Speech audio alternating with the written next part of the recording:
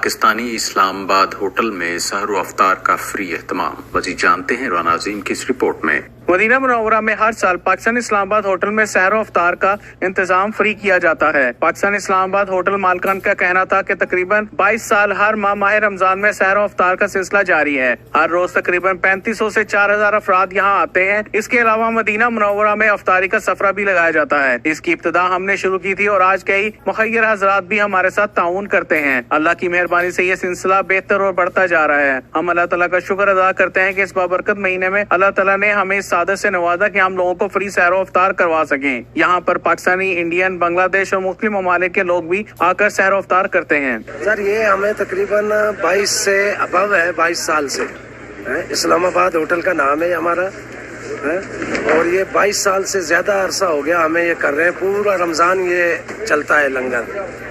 اس میں کچھ ہمارا حصہ ہوتا ہے اور کچھ جو مخیر حضرات ہیں وہ حصہ ڈالتے ہیں۔